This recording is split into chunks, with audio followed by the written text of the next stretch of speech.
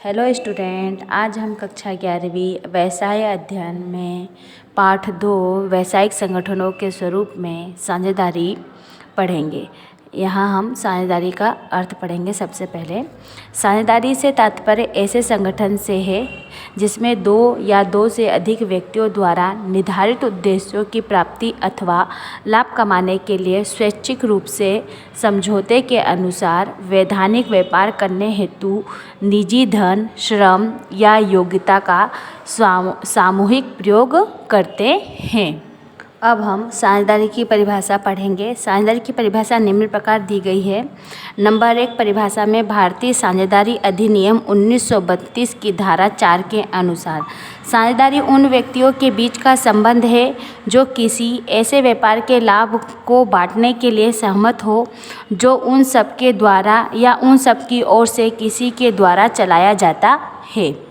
दूसरी परिभाषा श्री किम्बाल एंड किम्बाल की है। साझेदारी दो या दो से अधिक व्यक्तियों का समूह है जिन्होंने किसी विशेष व्यवसाय को करने के उद्देश्य से आपस में मिलजुल कर पूंजी लगाई है। नंबर 3 परिभाषा प्रोफेसर हैने की है। साझेदारी विभिन्न व्यक्तियों में जो प्रसंविधा करने की क्षमता रखते हैं परस्पर एक प्रतिज्ञा है जिसके अनुसार वे अपने लाभ हेतु कोई वैधानिक व्यवसाय करते हैं। उपयुक्त परिभाषाओं के अध्ययन के पश्चात यह निष्कर्ष निकलता है कि साझेदारी दो या दो से अधिक व्यक्तियों के बीच का एक ऐच्छिक संबंध है जिन्होंने वैध व्यापार के लाभ को बांटने के लिए समझौता किया हो, जिसे सब अथवा इनमें से कोई या अधिक व्यक्ति उस व्यापार को संचालित करते हों। वे सब व्यक्ति जो एक दूसरे के साथ साझेदारी व्यवसाय में सम्मिलित होते हैं व्यक्तिगत रूप से साझेदारी तथा सामूहिक रूप से फर्म कहलाते हैं और जिस नाम से उनका कारोबार चलता है वह फर्म कहलाता है। आगे हम साझेदारी की आवश्यकता तथा उसका आरंभ कैसे हुआ इसके बारे में पढ़ेंगे। एक स्वामित्व व्यवसाय की सीमाओं ने साझेदारी व्यवसाय को जन्म दिया। प्रोफेसर एम नॉर्टन ने ही कहा है कि व्यवसायी साझेदारी इसलिए स्थापित करते हैं ताकि अधिक पूंजी जुटाई जा सके और साझेदारी की परिपूरक योग्यता का लाभ भी मिल सके। साझेदारी व्यवसाय संगठन सर्वप्रथम रोम में प्रारंभ हुआ और तदंतर सारे विश्व में फैल गया। व्यवसाय का पैमाना बढ़ने के साथ साथ इसके स्वरूप में भी परिवर्तन हुए। साझेदारी के अस्तित्व एवं विकास के लिए निम्नलिखित घटक उत्तरदायी रहे हैं। नंबर 1, बड़े पैमाने के व्यवसाय को कुशलतापूर्वक स्थापित व संचालित करने के लिए अधिक पूंजी की आवश्यकता की पूर्ति हेतु। नंबर 2, अन्य योग्य व्यक्तियों की सहायता से बड़े पैमाने के व्यवसाय का दक्षतापूर्वक प्रबंध करने हेतु। नंबर 3, व्यवसायिक प्रतिस्पर्धा एवं प्रतिद्वंदिता का सामना करने हेतु। नंबर 4 पॉइंट है श्रम विभाजन के लाभ प्राप्त करने हेतु। नंबर 5, विस्तीर्ण का लाभ प्राप्त करने हेतु। नंबर 6, व्यवसायिक जोखिम को फैलाने हेतु। नंबर 7, मशीनीकृत उत्पादन के लिए तकनीकी ज्ञान प्राप्त करने हेतु। नंबर 8, एकांकी व्यवसाय संगठन की कमियों को दूर करने हेतु। इस प्रकार हम कह सकते हैं कि साझेदारी का जन्म हुआ या उसका शुभारंभ हुआ।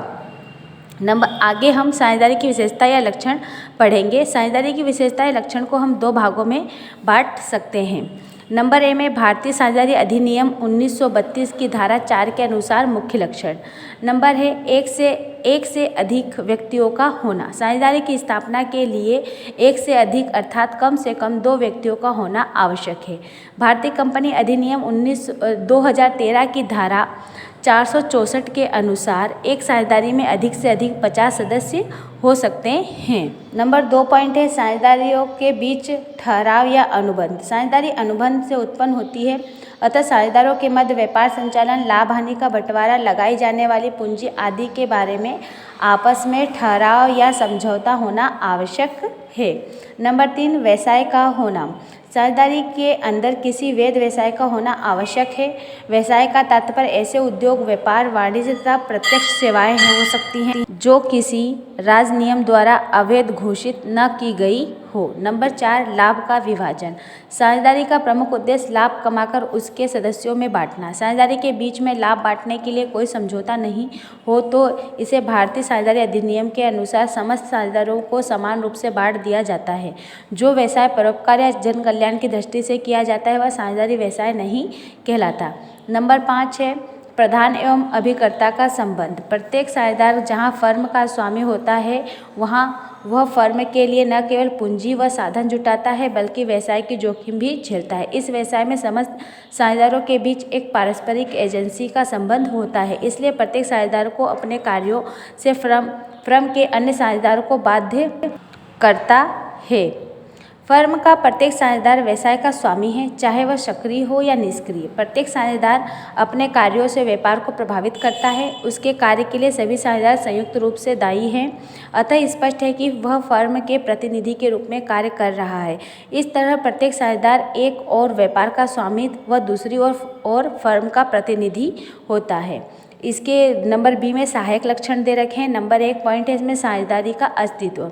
साझेदारी का अस्तित्व इसके लिए सदस्यों से पृथक नहीं होता है। साझेदारी फर्म साझेदार द्वारा किए गए अनुबंधों के लिए उत्तरदायी होती है तथा फर्म द्वारा किए गए ऋणों के लिए प्रत्येक साझेदार व्यक्तिगत एवं सामूहिक रूप से भी उत्तरदायी होता है। वैधानिक दृष्टि से साझेदार एक ही है। नंबर 2 पॉइंट है असीमित दायित्व। साझेदार के समस्त दायित्वों के लिए प्रत्येक साझेदार संयुक्त या पृथक पृथक रूप से उत्तरदायी है। किसी भी साझेदार के दिवालिया होने पर अन्य शेष साझेदारों के अपने भाग के साथ दिवालिया साझेदार के अनुपातिक भाग को भी चुकाना पड़ता है। अतः प्रत्येक साझेदार का दायित्व असीमित होते हुए संयुक्त एवं पृथक भी होता है। नंबर 3 अधिकार के हस्तांतरण पर प्रतिबंध।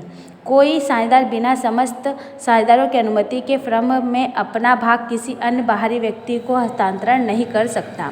नंबर 4 अत्यंत सद्विश्वास। साझेदारी आपस में एक दूसरे पर पूर्ण विश्वास रखते हैं, अतः वे साझेदारी व्यापार की समस्त जानकारी फर्म को देने के लिए बाध्य हैं। नंबर 5 निहित या गर्भित एजेंसी। प्रत्येक सामान्य साझेदार फर्म के नाम से कोई भी सामान्य व्यावसायिक कार्य कर सकता है। इस प्रकार का किया गया कार्य फर्म द्वारा किया गया कार्य माना जाएगा। नंबर 6 व्यक्ति ही साझेदार। केवल व्यक्ति ही साझेदार की सदस्यता ग्रहण कर सकता है। किसी फर्म, संस्था या कंपनी को साझेदारी का सदस्य नहीं बनाया जा सकता। आगे हम साझेदारी के लाभ या गुण पढ़ेंगे। साझेदारी के लाभों को हम 4 भागों में बांट सकते हैं। पहला है प्रशासन संबंधी लाभ। इसमें नंबर 1 है स्थापना में सुगमता। कंपनी की अपेक्षा साझेदारी का निर्माण करना बहुत सरल है। इसके प्रारंभ में व्यय कम होते हैं तथा अधिक कठिनाइयों का सामना नहीं करना पड़ता। नंबर 2 रजिस्ट्रेशन अनिवार्य नहीं। कंपनी की तरह साझेदारी फर्म का रजिस्ट्रेशन आवश्यक नहीं है, ऐच्छिक है। नंबर 3 प्रबंधन में विशिष्टीकरण। प्रत्येक साझेदार पृथक पृथक कार्यों को करने में कुशल होते हैं। जैसे कोई अच्छा क्रेता हो, कोई श्रेष्ठ विक्रेता तथा कोई कुशल संचालक हो। ऐसी स्थिति में योग्यता के अनुरूप कार्य सौंपकर विशिष्टीकरण का लाभ प्राप्त किया जा सकता है। नंबर 4 प्रजातांत्रिक संगठन। साझेदारी व्यवसाय के संचालन में सभी साझेदारों को भाग लेने का अधिकार होता है। महत्वपूर्ण निर्णय सभी साझेदारों के परामर्श से ही लिए जाते हैं। इस कारण यह प्रजातांत्रिक संगठन है। नंबर 5 संतुलित निर्णय। सभी साझेदारों के परामर्श के लिए निर्णय सुविचारित, संतुलित, लाभदायक एवं व्यवसाय को सुरक्षा प्रदान करने वाले होते हैं। नंबर 6 व्यक्तिगत संपर्क। कंपनी के अपेक्षा साझेदारी के सदस्यों की संख्या कम होने के कारण सदस्यों तथा ग्राहकों के बीच व्यक्तिगत संपर्क बना रहता है, जिससे कई समस्याओं को विचार विमर्श करके आसानी से हल किया जा सकता है। नंबर 7 गोपनीयता। साझेदारी में कंपनी की तरह खातों का अंकेक्षण एवं प्रकाशन नहीं करना पड़ता। इस कारण इसमें गोपनीयता बनी रहती है। नंबर 2 पॉइंट है लाभ में वित्तीय लाभ। नंबर 1 पॉइंट है इसमें अधिक पूंजी। पूंजी ही व्यापार का रक्त एवं मांस है। एकांकी व्यापार की अपेक्षा साझेदारी में समस्त साझेदार मिलकर अधिक पूंजी एकत्रित कर लेते हैं, जिससे व्यापार सुचारू रूप से चलाया जा सकता है। नंबर 2 पॉइंट है ऋण प्राप्ति में सुविधा। साझेदारों का पृथक, संयुक्त एवं असीमित दायित्व होने के कारण साझेदारी फर्म को ऋण आसानी से प्राप्त हो जाता है। नंबर 3 प्रबंध में मितव्ययिता। साझेदार स्वयं व्यापार का प्रबंध करते हैं, इस कारण कंपनी की तरह व्यवस्थापकों को भारी वेतन देने की आवश्यकता न होने के कारण प्रबंध में मितव्ययिता पाई जाती है। नंबर 3 है व्यावसायिक लाभ। इसमें मतलब लाभ के अंदर दे रखा है नंबर 3 पे व्यावसायिक लाभ। इसमें नंबर 1 है अधिक जोखिम के लिए उपयुक्त। साझेदारी में अधिक सदस्य होने के कारण जोखिम बढ़ जाती है, इस कारण अधिक जोखिम वाले व्यवसायों के लिए यह संगठन उपयुक्त है, जबकि एकांकी व्यापार में इस गुण का अभाव है। नंबर 2 व्यवसाय में परिवर्तन। हानि की दशा में आवश्यकता अनुसार बिना किसी वैधानिक औपचारिकता के समस्त साझेदारों की सहमति से वर्तमान व्यवसाय को छोड़कर दूसरे व्यवसाय में आसानी से प्रवेश किया जा सकता है। नंबर 3 विभिन्न साधनों का लाभ। साझेदारी में एकत्रित विभिन्न साझेदारों की योग्यता, अनुभव तथा साधनों का लाभ उठाकर व्यवसाय को शक्तिशाली बनाया जा सकता है। नंबर 4 लोच। समझौते में परिवर्तन करके व्यवसाय के उद्देश्य, पूंजी आदि में परिवर्तन कर आवश्यकता अनुसार उन्हें समायोजित किया जा सकता है। नंबर 5 फर्म से पृथक होने की स्वतंत्रता। कोई भी साझेदार किसी भी समय फर्म से पृथक हो सकता है। अगला है सामाजिक लाभ। इसमें नंबर 1 है अधिक प्रेरणा। साझेदारी में पुरस्कार एवं परिश्रम में प्रत्यक्ष संबंध होने के कारण समस्त साझेदारों को परिश्रम एवं लगनपूर्वक कार्य करने की प्रेरणा प्राप्त होती है। नंबर 2 परस्पर सहयोग। व्यवसाय की सफलता प्राप्त करने के लिए साझेदारों के लिए आपस में प्रेम एवं सहयोग बना रहता है। नंबर 3 अल्पमत के हितों का संरक्षण। प्रत्येक महत्वपूर्ण कार्य को संपूर्ण साझेदारों की सहमति आवश्यक है, इस कारण वैधानिक रूप से अल्पमत की अवहेलना नहीं की जा सकती। उनकी वीटो अधिकार सुरक्षित रहता है। नंबर 4 अवयस्क को विशेष संरक्षण। यदि समस्त साझेदारों की सहमति से किसी अवयस्क को फर्म में सम्मिलित किया जाता है तो उसे लाभ में भाग पाने का अधिकार है। हानि की दशा में वह व्यक्तिगत रूप से उत्तरदायी नहीं ठहराया जा सकता। नंबर 5 सट्टेबाजी का अभाव। साझेदारों का दायित्व असीमित होने के कारण वे सट्टेबाजी द्वारा अर्जित लाभ में कम विश्वास रखते हैं। नंबर 6 असीमित दायित्व के लाभ। असीमित दायित्व होने के कारण साझेदार सतर्कता से कार्य करते हैं। नंबर 7 कम आयकर। संयुक्त पूंजी वाली कंपनी की अपेक्षा इसमें कम आयकर देना पड़ता है। नंबर 8 विकास की संभावनाएं। नए साझेदारों को प्रवेश देकर उनकी पूंजी एवं योग्यता से व्यापार का विकास एवं विस्तार किया जा सकता है। अब हम साझेदारी की हानि या दोष पढ़ेंगे। गुण के अकॉर्डिंग यहाँ पे भी चार भागों में यहाँ पे दोषों को बांटा गया है। नंबर 1 प्रशासन संबंधी दोष। इसमें नंबर 1 दे रखा है निर्णय में विलम्ब।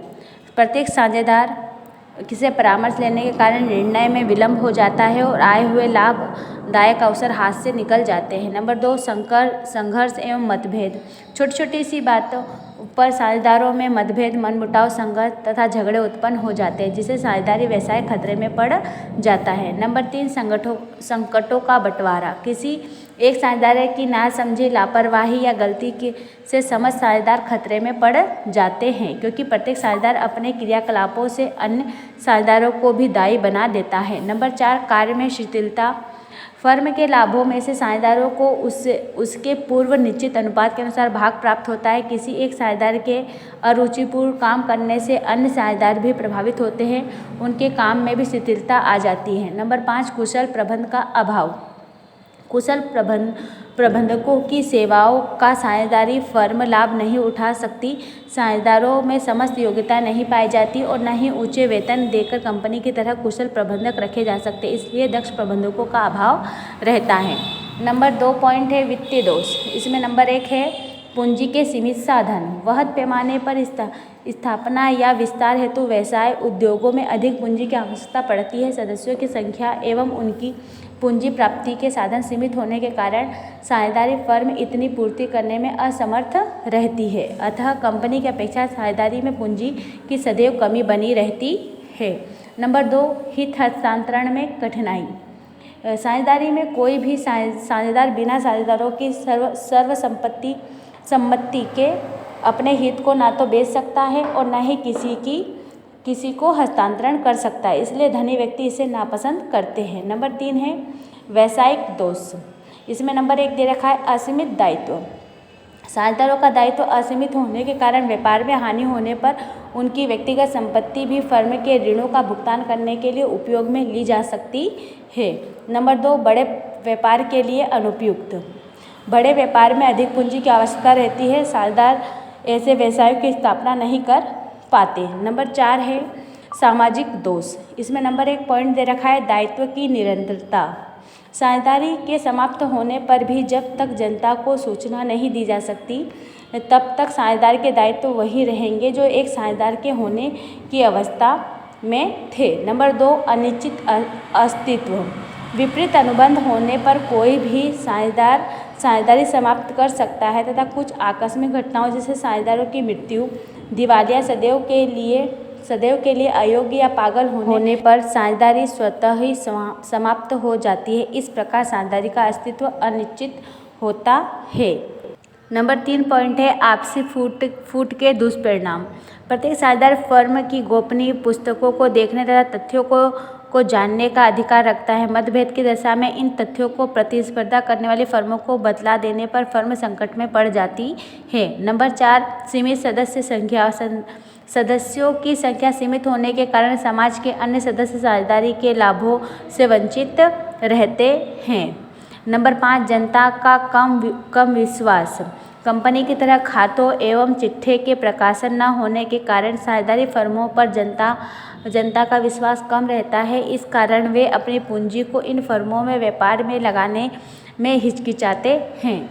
निष्कर्ष यह है कि साझेदारी संगठन में लाभ एवं हानियों का अवलोकन करने के पश्चात यह निष्कर्ष निकाला जा सकता है कि साझेदारी मध्यम स्तर के व्यवसायों जिनमें ना तो बहुत अधिक पूंजी लगती है और ना ही बहुत कम के लिए अधिक उपयोगी है। यहाँ साझेदारी के बारे में हमने पढ़ा। आगे की वीडियो में हम आगे के टॉपिक को पढ़ेंगे।